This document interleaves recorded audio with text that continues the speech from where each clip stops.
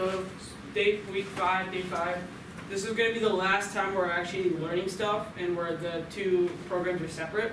From next Thursday onwards, so that means we have another workshop on Thursday. I don't know if you all saw the email that Charlotte sent out, but next Thursday and next Saturday are mandatory. We're actually going to combine CAD programming and we're going to get you started on a little challenge that we created. So quick review from what we did last time. So why do we use a PID loop? To be precise. To be precise, more specifically, what happens if we don't use a PID loop? Oscillation. Oscillation and Overshoot. overshoot. Yep. So what does the feature represent? Proportion. Proportion, which means that what happens? It slows down as the How air. fast you slow down. Yeah. So as the air decreases, the speed decreases. What does that term represent? Integral. Integral. What does it take care of? Steady state. What is steady state air? It's the constant air. Due to friction. Due to friction. Where the power is so little that the robot can't move backwards due to friction, so you need to increase the power. What does each term represent? Erodive. What does it do? Reduce oscillation How? by decreasing the slope. Decreasing the slope, so that means it reduces the oscillation. So what order should I tune the letters? PDI, because first I want to get to the target without overshooting, then I want to take care of oscillations, and then I'm going to remove oscillations. Okay, so do I create a cell system or command? Command, why? Because it's an action. It's an action. What function do I use to set my set point? Set Oh, point. So what is a set point? It's my target value, where I want to get to. What are the different types of input that I can use in a PID loop that we've gone over? Analog and digital. Analog, which is, think about, it's a range of values. That's analog input's a range of values. Digital input is true or false. What else? What are two things I can include? Two other forms of input. Turning is what? What do I use for turning? Gate Which is a gyro encoder. The gyro input, which is their NavX, and I can use what? Encoders. So those are 4 forms of input that I can use for PID. I can't really use digital, because how am I supposed to, because digital is either on or off, so I don't need PID. I can just tell it stop when it's true. But for analog, encoders, and gyro, I can use PID. What 3 functions do I need in every PID loop? I need to do what? I need to set my target. I need to tell it this is where I'm going to go. I need to provide it with what? I need to tell it this is my input. And then I need to say what do I do with this input. So 3 things are I need to set my input, set my output, and I tell it what do I do when where am I going? Where am I going? What's my input? What's my output? How do I actually run the PID loop? So I create a nice PID function. How do I actually run it? I put it into what? Command group's one way. What's the second way? If I just want to run one command, I add it to the what? What's the thing that runs autonomous in Teleop? The scheduler. So in order to actually run my command, I need to add it to the scheduler. So Charlene touched on this earlier, but how do I string multiple commands together? A command group, and I can run the command group by adding it to what? The scheduler. So essentially, I either create a command or command group, and then I add that to a scheduler in order to actually run it. So today we're going to be talking about vision. So last time we talked about like how algorithms to get the robot to move at certain places. This time we're going to be talking about how to use camera input and vision to track targets and actually see where you want to go.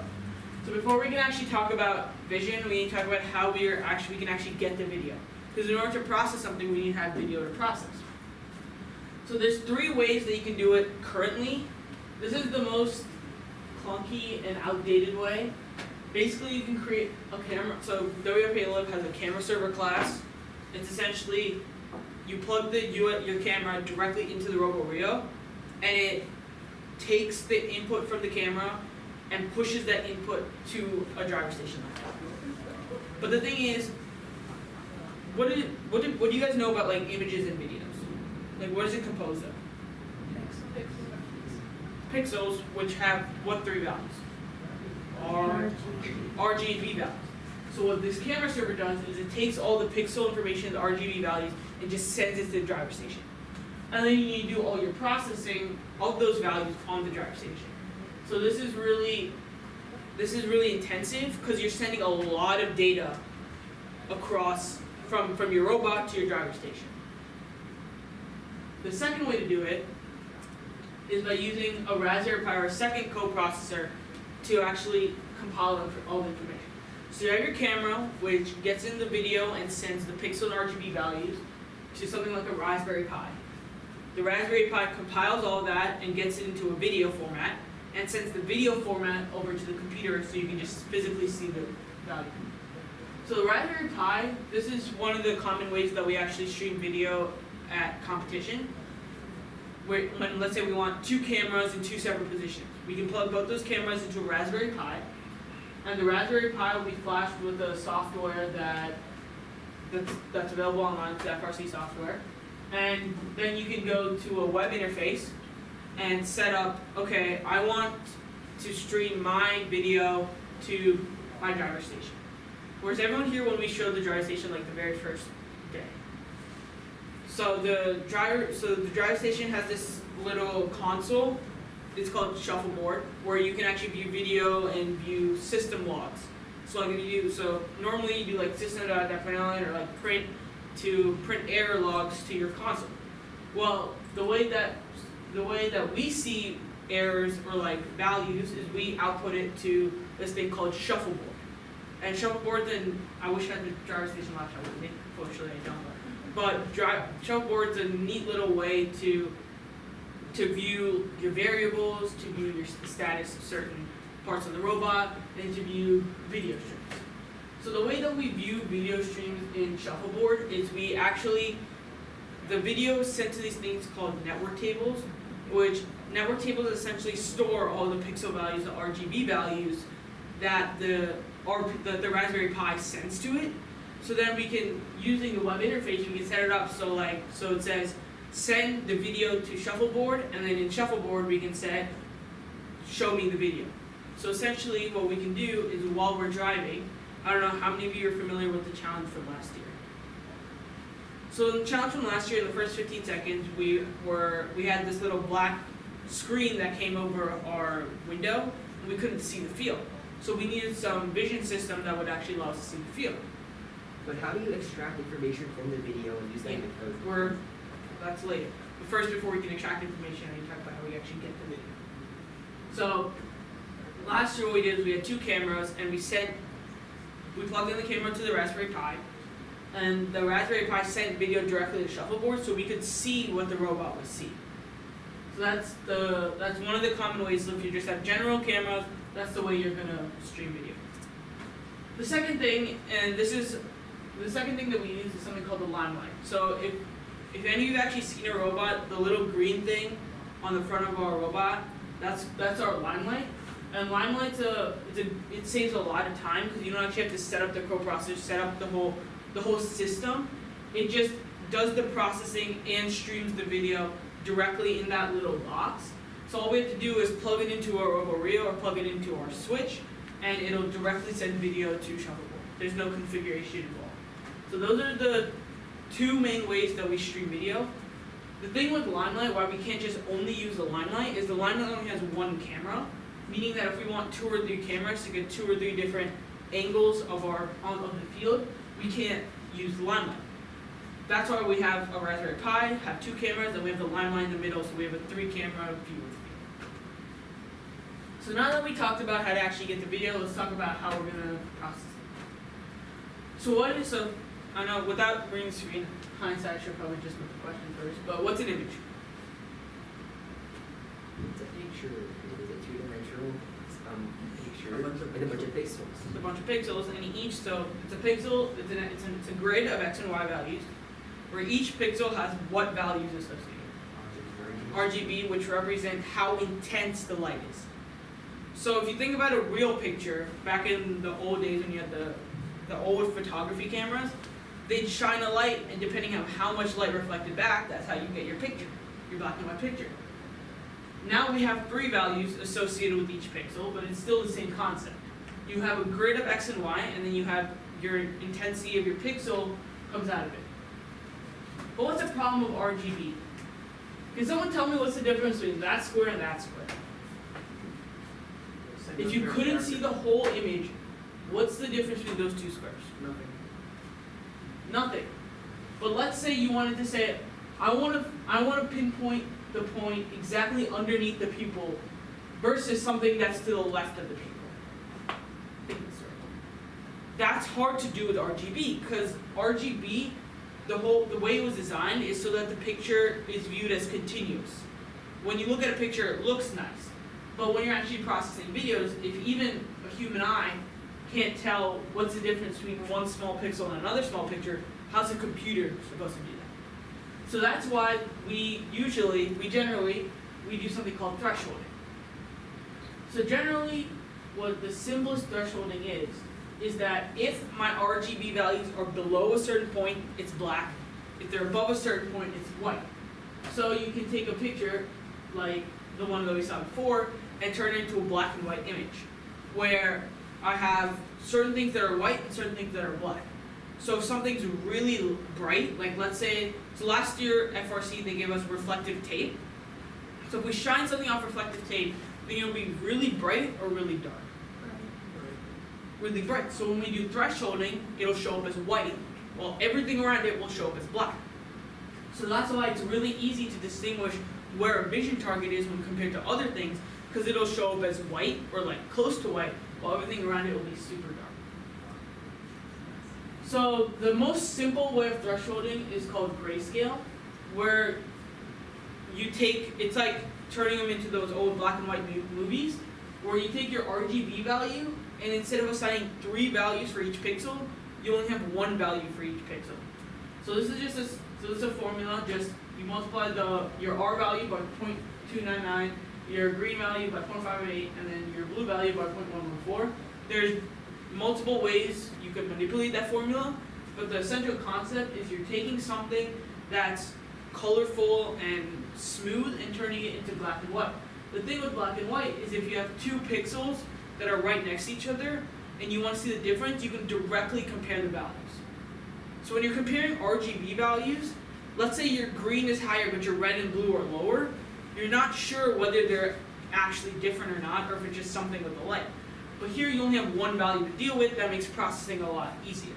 So that's why in a lot of vision processing you generally see grayscale as opposed to actual color, because you can compare this pixel has this value while this pixel has a lower value. You know for sure that they're different.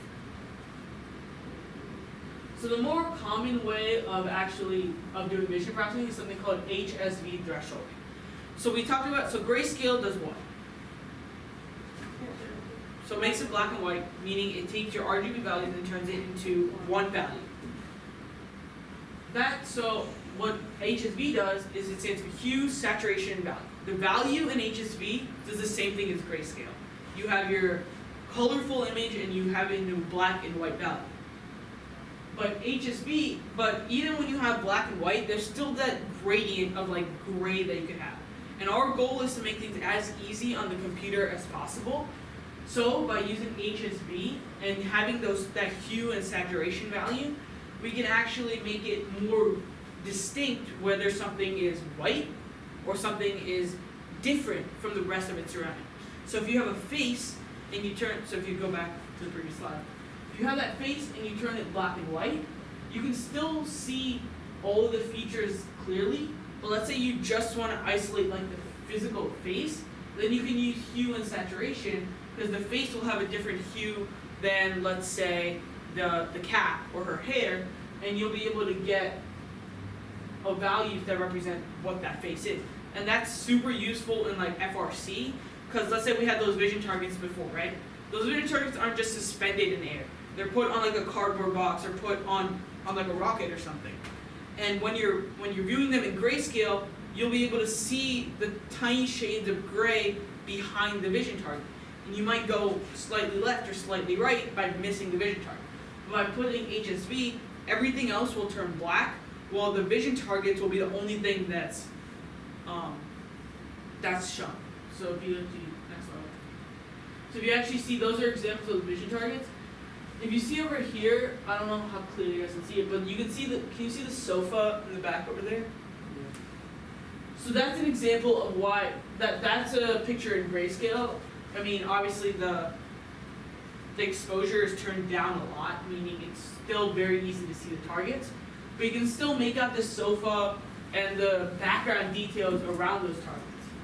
But now if I want to turn it to HSV, you see anything else except those vision targets in that picture.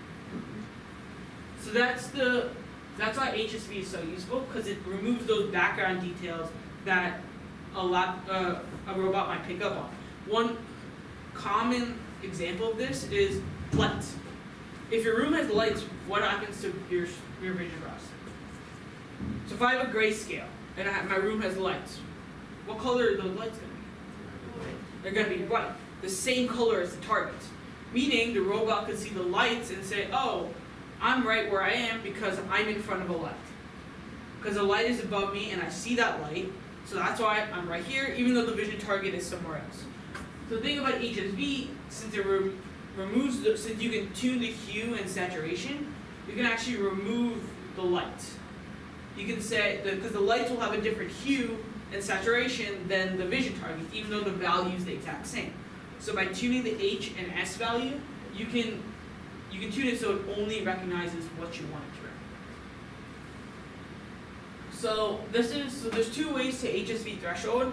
The first way is using Python or OpenCV, and this is used primarily when we use the Raspberry Pi. So remember I talked about before, there are two forms of streaming. What were they that we use? Raspberry Pi and the Limelight. So this is how I would do HSV thresholding if I was using the Raspberry Pi. I create an OpenCV file that says, take in my video capture. I have my lower and upper red values. That means if it's above this value, it's white. If it's below this value, it's black. If it's in the middle, it's gray. So essentially, first it turns it to grayscale, and then it further thresholds the grayscale values until I have an HSV image. And what you can actually do, the cool thing with the Raspberry Pi, is you can upload your own CV scripts. So if you write this OpenCV script in like Python, any Python editor, you can save it as a Python file, upload it to your Raspberry Pi, so now, and say, I want this Python file to run. So now, when I see the image in Shuffleboard from the Raspberry Pi, I can say, it'll show me the HSV values instead of the actual full stream. So that's how I would HSV threshold if I was doing it with the Raspberry Pi and those cameras. Limelight's super easy. It gives you a nice little web interface where you can just tune the upper and lower HSV values until it recognizes the target. So that's why Limelight, like 2 years ago, 2 years ago, we didn't have a Limelight, so we had to do mostly manual vision with cameras, and we actually had this coprocessor. We didn't use a Raspberry Pi because Raspberry Pis weren't supported by FRC 2 years ago, but we used something called a Jetson, and we had to manually tune the HSV, which got very, very time consuming. But now with Limelight, it allows you to tune like in real time, meaning you can put your Limelight camera in front of a vision target and tune the values until the box is detected. So that's probably the nicest thing about Limelight. So now we're actually. So are we going to be using the Raspberry Pi in the future? Or is So yeah, we are going to be using the Raspberry Pi, because the one caveat with the Limelight is that it's only one camera. Or you can do you have one camera on the actual Limelight, and you can plug in one additional camera to the Limelight. So you have a maximum of 2 cameras. But the thing is, you can put multiple Raspberry Pis on your robot. Because Raspberry Pis, they're super low cost, and they don't take that much power to run. So you can put multiple Raspberry Pis on your robot, which means you could have 3 or 4 cameras in addition to the Limelight. The one annoying thing is during the actual competitions, they limit the amount of bandwidth that you have. Meaning if you have 4, what I mean is each camera that you're streaming, you have to send some information, which means that there's some bandwidth taken up. So if you have too many cameras, you're going to go over that limit, and they'll just start removing the amount of cameras that you can see. So obviously there's a limit on cameras, but the thing with the Raspberry Pi is you you can tune it so it's focused only for streaming. The point of a limelight is for vision processing. It makes vision processing very easy because you saw the web interface, you can just drag and tune it that way. But since it's meant for vision processing, it takes a lot of bandwidth to run. There's a lot of information being transported from the limelight to your driver station laptop. So you can maybe put one more camera on there, but that camera is going to be very laggy because all the information won't be able to transport. So the limelight does take more than the Raspberry Pis, and Raspberry Pis you can tune it so it's specifically for streaming. You can get a much clearer image. So yes, we'll probably be using Raspberry Pis next year. So now that we have stuff thresholding, we can actually start tracking the audio, because once we can see it, we can track it. So the fundamental thing about tracking is you want to create a box around what you're tracking. You want to create a box because that'll allow you to determine your position relative to where the target is. So we saw those targets earlier that would have been HSV thresholded, and we have, it's easy, you can just create a box around it. And then depending, so you go through and say it'll be either 0 for black or 255 for white. I mean, obviously there'll be H and S values, but you have your threshold, right? And you can say if my value is 255, then draw a box around it. So then you'll have like 4 or 5 boxes depending on your targets. You can choose which one to go to. Limelight's the same thing, except it just does it for you. You don't have to write a CV script to do that. It'll, depending on how you threshold it, it'll just draw a box around the target that you create. So once you have your boxes, you can actually start programming. And there's 2 important things. So for OpenCV, if you're doing an OpenCV and you've a bot, you have to manually program in all the algorithms that'll say, okay, I want to turn this much until I get here. But for Limelight, it gives you multiple pieces of information that are super helpful in actually moving. So it gives you, so 2 values that are used more often than not are TX and TY value. So if I have, so let's say the white at like plus is the middle of my screen, the middle like where my robot is facing, and the yellow, the orange plus is the center of the target. The horizontal distance between those 2 pluses represents what? It's a TX value, that's what it's called. But what does it represent physically? How far I am left or right. So how do I change my left or right motion? I do what? So if I'm looking that way and I'm looking at what's your name? Streaming. So if I'm looking at Streaming and my Limelight puts the yellow orange plus on Shravan's face, and I have this much value and I want to make that 0, what do I have to do to get to Shravan? I have to turn. So that's an easy algorithm that you can use. You can say turn until my TX is 0. What happens if I just do a simple algorithm? Same thing that we talked about at the very beginning. Overshoot. So what can I use? So you can use PID. And you can use your Limelight input. You can use your Limelight TX values as an input. You can set, I want my target to be 0, and this is my current TX value. Turn until I get there. Very simple PID loop that you can use to turn until you see the target.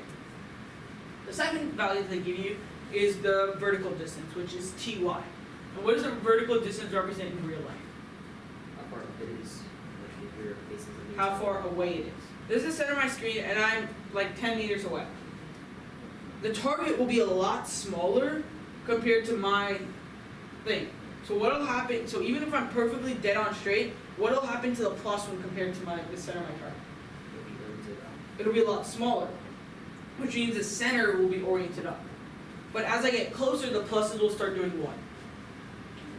They'll start lining up, which means I want my TY to be very low. That means I'm right in front of it, right next to it. So those are the 2 values that you can use to get yourself in position. If I want horizontal position, I can turn until my TX is 0, and if I want vertical position, I can move until my TY is very low. Because if my TY is 0, it's going to be running straight into the target, which you don't want, but if it's low, then it'll be close, but far enough. So that's where some tuning comes in, saying, if I want to be this feet away, what does my TY have to be? And that's the physical measurements that you're going to have to take in order to. So now let's actually get to programming some of them. So we'll start by doing it in drivetrain, and then we'll see if we can do a PID. So we'll start by a simple going to drivetrain, and the way you get, what did I say? Where does Limelight output the video stream to what? The driver station, right? So it outputs it to driver station. All the video that goes to driver station are on these things called network tables. So if you want to say private network table, so private network table equals table, right? So you can start by doing that.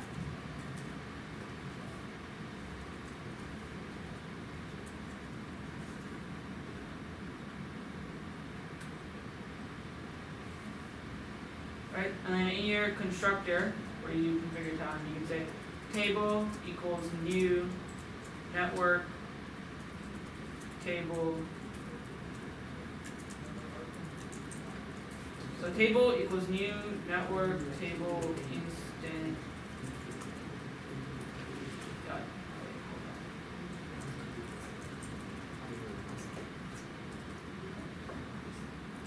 Table equals, so table is what? A network table. So now you want to set that equal to a network table instance dot get default, and then you can say dot get table line. And this one, it depends. You'll actually get the link label your line, and you can see whether it's lowercase or uppercase. I think it was uppercase last. Yeah, it's lowercase last year. So you start by saying private network table, and then you can say table equals network table instance dot get default dot get table line. Let me know when everyone has that set. So this is all. So if you ever actually forget any of this, you can come back to these videos, or you can go to limelightvision.io, and you can click documentation. So everything that we talked about has the documentation, and this will tell you how to, all the code, all the APIs and stuff. So if you want to say network tables API, this is how I get it, this is how I get the entry, yada yada yada. And this will tell you all the variables that I have with Limelight. So I see my TX is my horizontal offset, which represents what? How far I have to turn. I have my vertical offset, which represents how far I am. I have my target area, which means, so this is another thing that you can use to judge vertical distance, because if I'm much closer to target, what's my box gonna look like? It's gonna be what? Big. It's gonna be much bigger, which means it's a much bigger area. If I'm farther, it's much smaller, which means that's a much smaller area. So then you can also get the physical side lengths of the bounding boxes, and by using that information, you can determine whether you can determine how far I am, the actual distance. So now if we go back to drivetrain, so now you have your table. You can go into your actual drive function and say, let's create a button for this. Let's say I want to create a button. Called line. Everyone, so it's an OI. Create a button called line.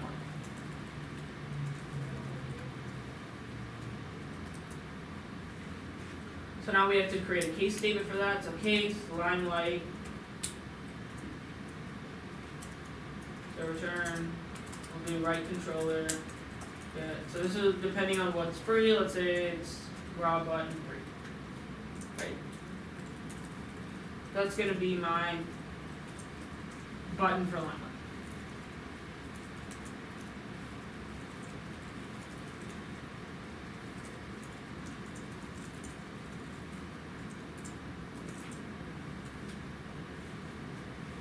So now, if we go to drivetrain, in our drive we can say if oi.get oi.button.limelight. If my limelight button is pressed, I want to say while if, so now I want to say if my table dot get entry.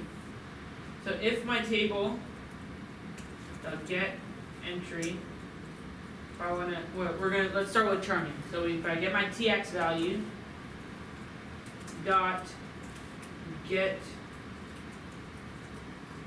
double, because I want my actual value, 0.0. If my absolute value of my tx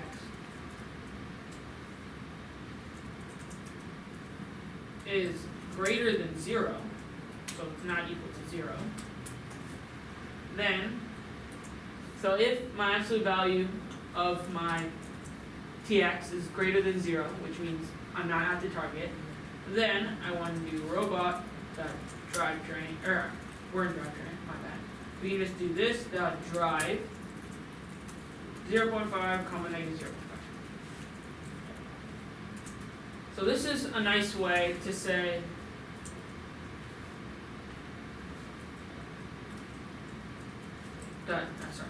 this dot drive dot set 0.5 comma negative.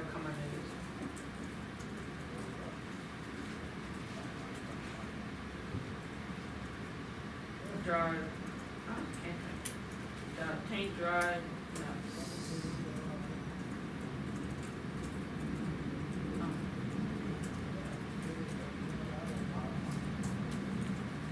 this dot drive dot tank drive negative 0.5 negative 0.5. So if I'm not 0, then if my tx is not 0, then turn. So if my tx is 0, it'll stop turning. But this will create, so this is a simple method to turn in place.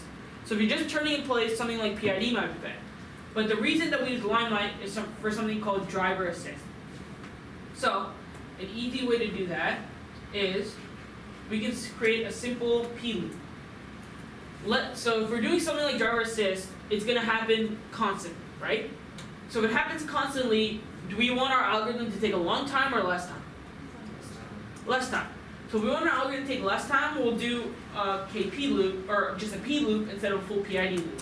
So let's say KP equals, let's just set to 0.5 for now. So let's define it up here. Private KP equals 0.5.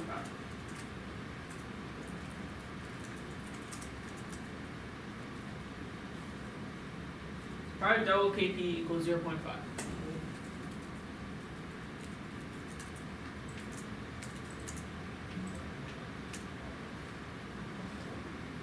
So now that you have KP, you can say, you scroll down to where I can say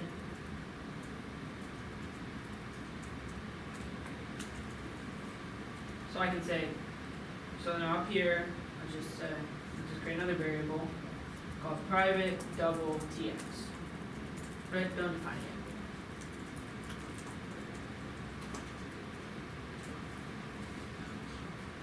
So now down here, I can say if my Limelight button is pressed, I want, actually, even if my Limelight button is not pressed, I want tx to equal table dot what? Dot get what? Entry. Dot get entry, and what are we getting? Tx dot get double 0.0. So this is my tx value. It's getting my tx value at all times. So if I press Limelight,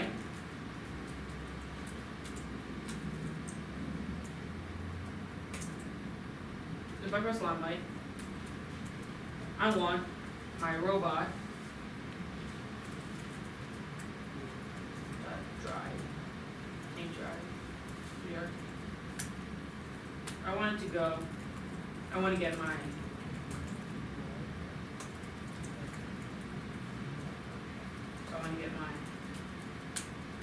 left joystick.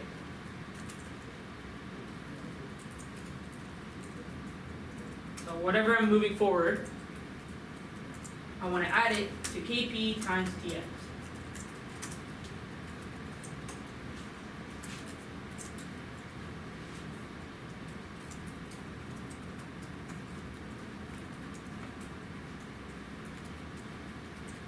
So what does this do? This says if I press my button, so this will probably be, one of them will probably be negated. But this means if I press my button, take my error and multiply it by KP, so my error is, if my TX is 0, what'll happen? It'll move straight. If I'm going forward and I'm directly at the target, what will my KP times TX be? 0. That means I'll be moving what? I'll be moving straight forward. I won't be any tilt. But let's say my KP times TX has a certain value, right? Or actually, yeah. So it would be plot. So let's say my TX value is, I don't know, 0.5 or something. So if I do plus KP and TX on one side and minus KP and TX on the other side, what will happen? One side will be going with more power than the other. So that means instead of going straight forward, I'll be turning and moving forward. I'll be drifting.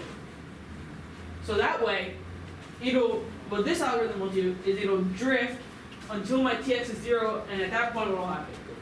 I'll go straight forward. So that means, let's say I'm driving like this way and my target this way. It'll see the target, it'll start turning, and then once I'm locked on, it'll go straight forward. So that's a simple P loop that'll just, it's a driver assist where. But wait, is it better to turn and go, or to just turn and not? So if you just turn and then go, it takes more time. Because you have to stop, you have to turn, and then you have to go. I don't think velocity is the same for both of them. No, when you're drifting, and that's the thing with driver assist. What if you don't want to stop? In autonomous, I agree, it's better to turn because you're more precise. But if you're doing driver assist, let's say I want to quickly get to someplace and quickly back out. Well, as I'm driving there, it'll make sure, because when you're driving, there's air.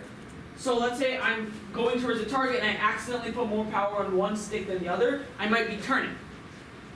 If I have to stop, turn, and then keep going forward, every time I make an error like that, what's going to happen? How long is it going to take? A very long time. But if I slightly change the power of my drivetrain depending on that error, then it'll keep swiveling until I get to the target and I'm straight aligned. So that's a simple way to use drivetrain for driver assist. So now let's see if we can create. So now that's for turning, right? What do we want to do if I want to go forward until I get the value? We can use what? Ty, right?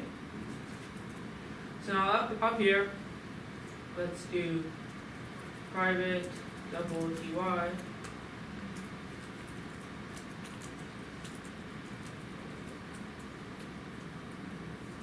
Okay.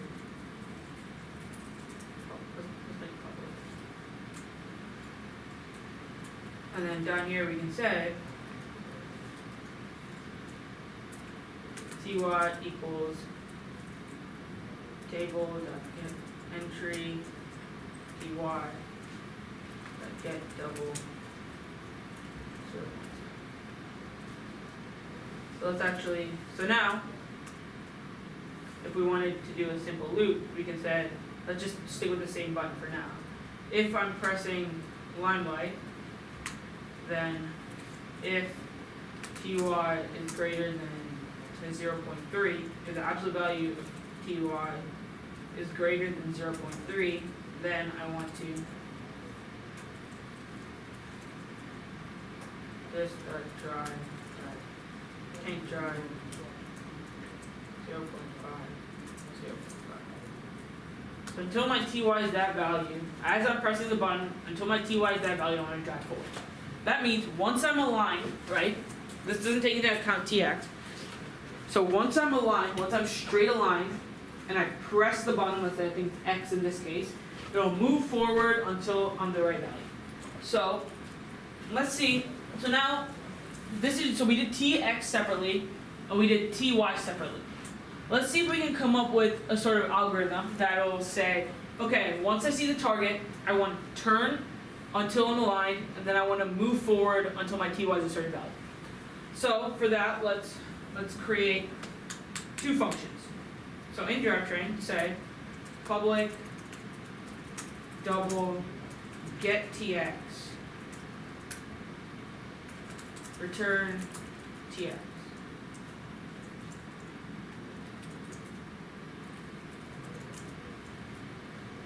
Right, and then public double get ty, return ty.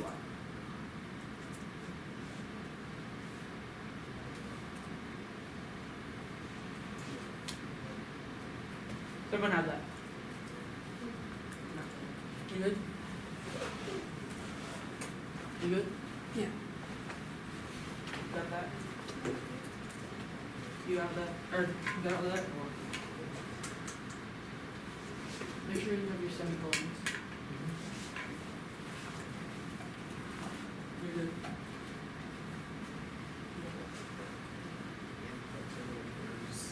Yeah, we'll fix that afterwards. And then I'll type over it.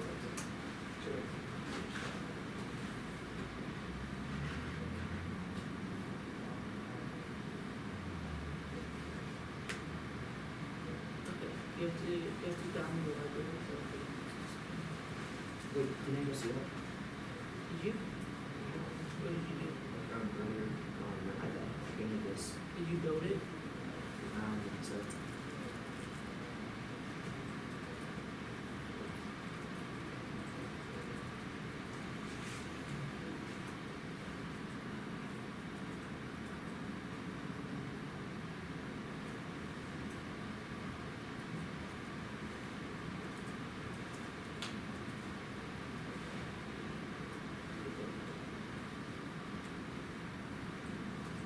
Oh, okay, it's because you're using Java 8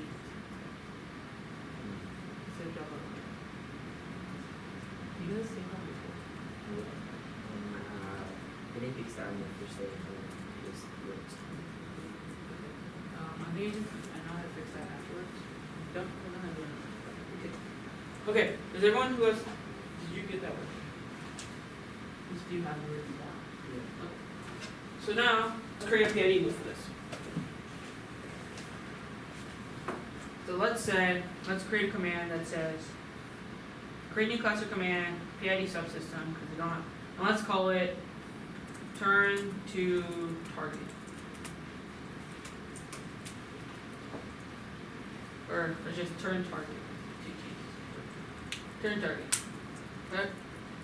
So I create a command that's a turn target. I want to take say PID command instead of PID subsystem. And I'm gonna click here. Actually, we'll do that later. So this is gonna be turn target. So you don't need this subsystem name. Let's just say we'll just do 111 for now. This will have to be tuned, obviously. So you don't need an init default command. You can delete that. So now you can say public set point. Public set point double value get PID controller dot set point value.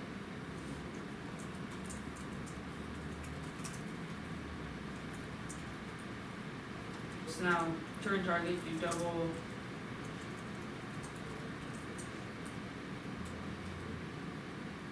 so now you can say well we want our TX to be what at the end of this?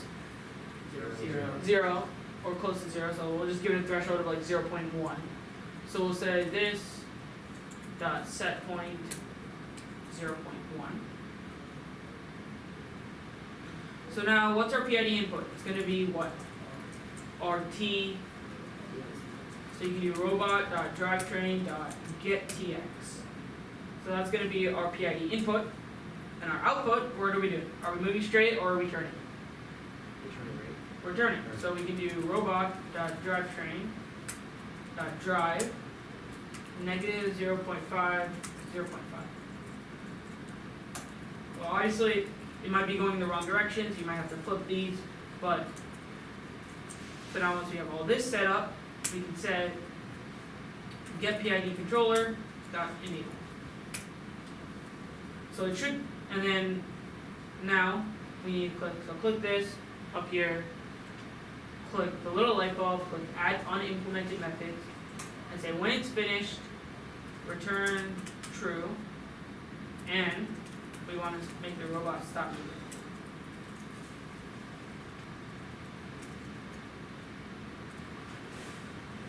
So everyone, so let me know. So I'm gonna start from the beginning. Let's go over what we did.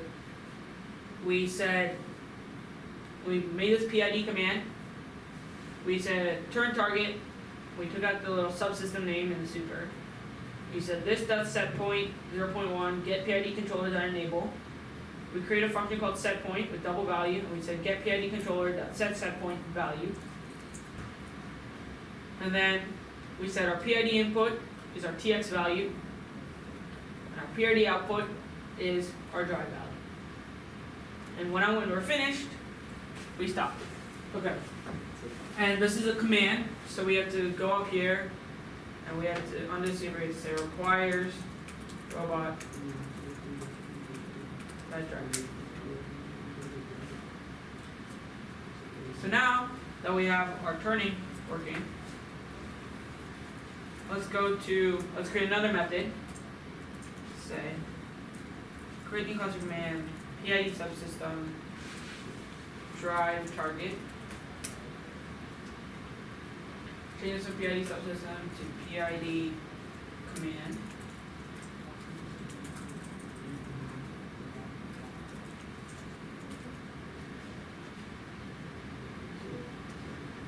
So now here, delete the subsystem name. Let's say 1, 1, 1 for now. And you can delete this whole command. Now public void set point double value.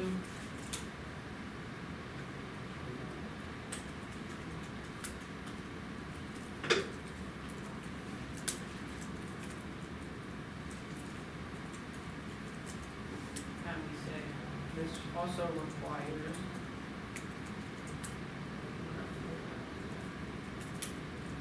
robot drivetrain.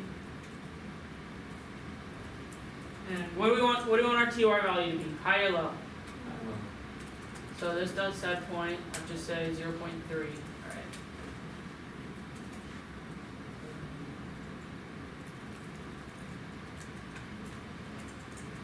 And we can say get PID controller enable.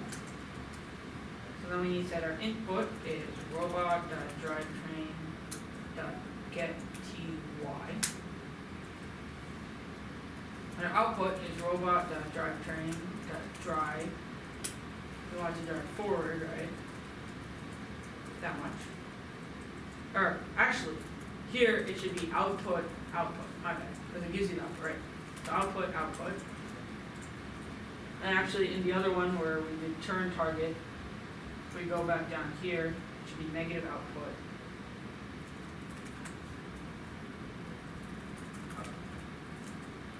Okay? So everyone have this stuff in turn target, you fix that.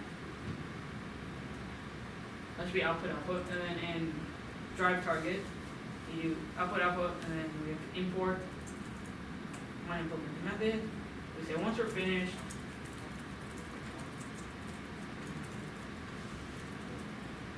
we stop driving, we say finish.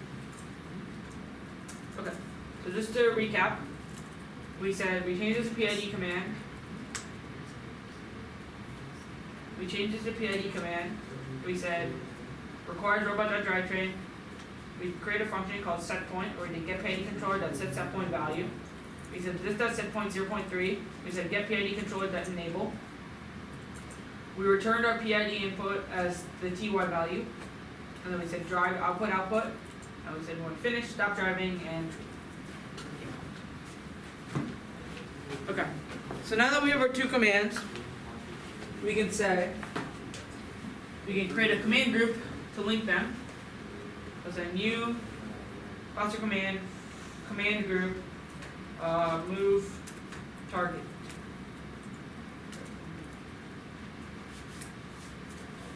So now we have our command group. We can say requires robot.drivetrain. We can say this dot add sequential. So first we want to turn until we're at the command. So new turn target, and then after that, say new move target. You get there.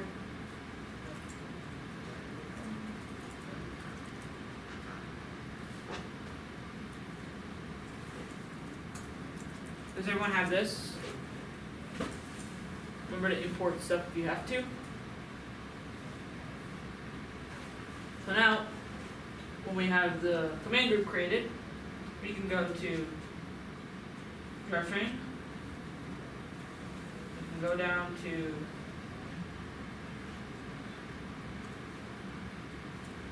our little public. So we can say if oi.get oi.button dot limelight. If the limelight button is pressed, we say scheduler dot get instance dot add new what do we call it? Move target? No. Yeah, move. Yeah, move target.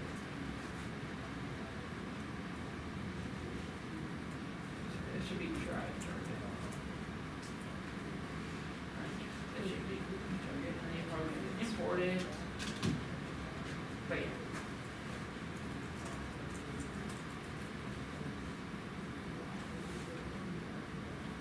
So now this says if I press the button, I want to turn until I see the target, and then I want to drive. But then you'd have to tune the PID for each one. So those are the two simple things for Limelight. I'm actually going to go over the other variables and stuff that have to do with Limelight. I'm actually going to pull up this little case study called Estimating Distance. So a lot of vision is based on trigonometry and angles and stuff. So one easy way, so you get your TX and TY value, but that isn't the exact distance that you need that you are from the target. And a lot of times knowing that exact distance is helpful in determining how far away from the robot you are. And one way you can do that is you can actually, so let's say you're this far away from the ball and your camera's at this angle. So you know the height at which your camera is mounted, and you don't know the height at which, and you know the height according to your mechanism so you know the TY of the ball, you know the TX of the ball, you know the height at which your robot is mounted. So then using that and using similar triangles, you should be able to figure out the distance to your robot that you are from the robot and the height of the ball. What's up? Can you just use something like ultrasound? So yeah, ultrasound, so there's multiple sensors you use. So ultrasound is a nice way to do it. But the thing is, ultrasound it's kind of expensive, first of all. And second of all, ultrasound is not always reliable because sometimes it could bounce away from where you're reading it. And that only gives you direct distance. It doesn't tell you what else is around you. So if you're driving forward, right, and you have an ultrasound sensor on the side, and you're just pinging that way. You won't be able to tell what came back. With vision, you can tell, okay, I know the target is over there. But with ultrasound, you say, okay, it's a target. It could be a book. It could be something else. So vision's a lot more specific in that way, which is why we generally use vision when deciding what stuff to use. So this is also, so yeah, so the crosshairs, you can see they use TY, and they drive until TY is a certain distance. So a lot of driver assist you end up using a P loop, because a P loop is super easy to use in the way that it's fast and it takes less time. And let's see if we can pull up the Raspberry Pi stuff. Probably won't.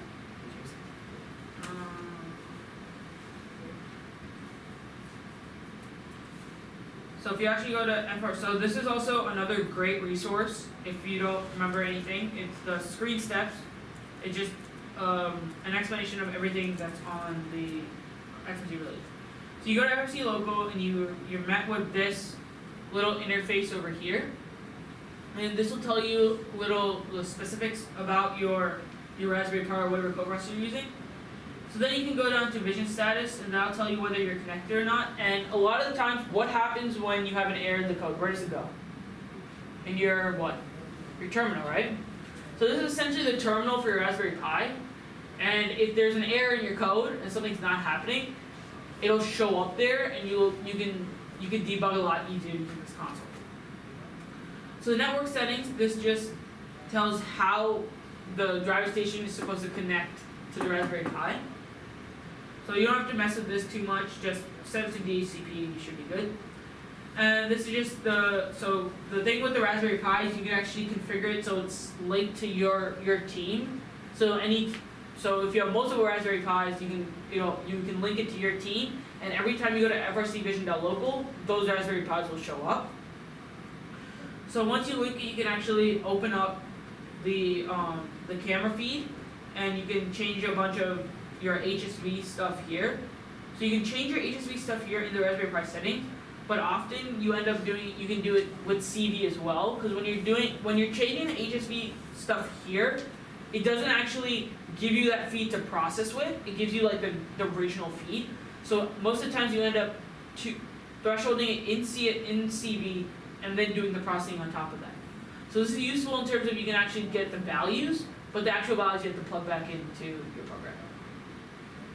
So this is again the code, and then you can actually this is the most important thing is normally it'll say built-in multi-camera streaming, which means that the feed that the FFCVision.local gets from the Raspberry Pi will be sent directly to network tables or shuffleboard, but you could actually change it to say upload Python file or upload Java file, meaning let's say you write a code in OpenCV to detect certain things, you can upload it to your Raspberry Pi and the vision processing code will actually be running on the Raspberry Pi.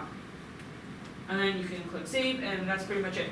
So the Python stuff will be done in OpenCV and it's going to be too much to really teach OpenCV like in one of these workshops.